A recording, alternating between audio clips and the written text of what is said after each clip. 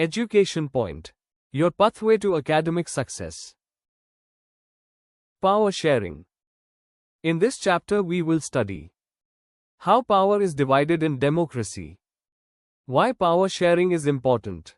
What if there is no power sharing? Our chapter starts with story of two countries, Belgium and Sri Lanka. Let's start with Belgium. Belgium is a small country in Europe, smaller in area than the state of Haryana. It has borders with France, the Netherlands, Germany and Luxembourg.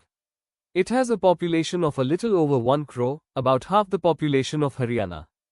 Of the country's total population, 59% lives in the Flemish region and speaks Dutch language. Another 40% people live in the Wallonia region and speak French. Remaining 1% of the Belgians speak German. But Brussels, that is capital of Belgium, has another story. Here 80% people speak French while 20% are Dutch speaking. So what we get, that country has majority of Dutch speaking people while its capital has majority of French speaking people. Tension started growing between Dutch communities and French communities. The reason was, first, the minority French speaking community was relatively rich and powerful. And this was resented by Dutch speaking community who got the benefit of economic development and education much later. Now if one community gets much benefits and the other gets less, conflicts will automatically grow. Tension grew much during 1950 and 1960. The tension between the two communities was more acute in Brussels.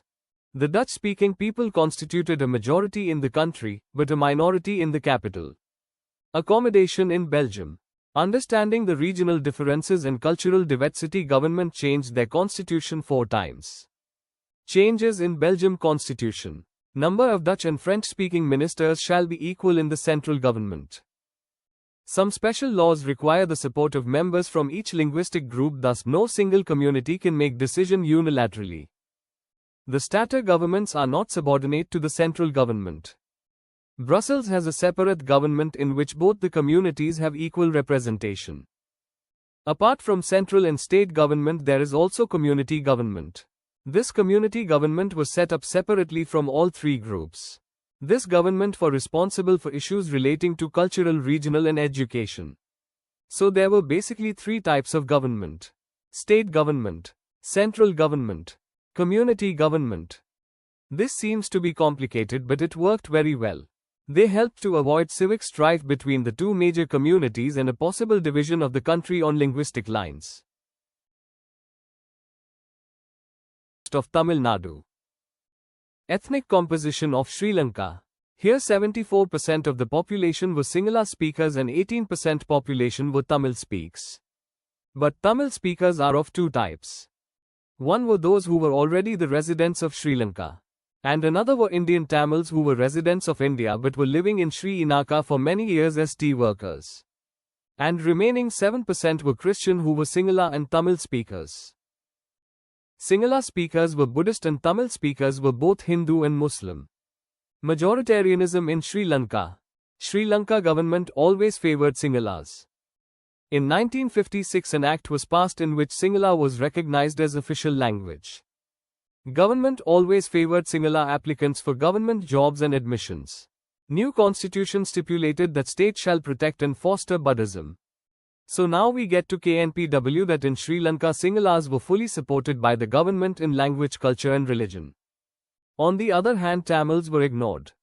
They felt that government do not support their language, religion and culture and their fundamental right to equality was not protected. So Tamilians started taking steps on their own. They started making their own political parties. Their demands were: first, Tamil language should also be declared as official language. A separate government should be formed in their region. Tamil people should get equal opportunity as Sinhala. Government did not accepted all these demands. So Sinhalas said to make a separate country for them in north and eastern part. Government refused, which led to civil war in Sri Lanka. Several thousands of people were killed. Many were forced to leave the country as refugees. This all led to social, economical and cultural loss in Sri Lanka. Now we have learnt about the story of both Belgium and Sri Lanka. Story of both countries is almost similar, but what happened that one country was happy while the another one had civil war. The only answer is power sharing. In Belgium, power was shared between different communities. But in Sri Lanka, there was no power sharing, which resulted in civil war. Now the question arises, why power sharing is desirable.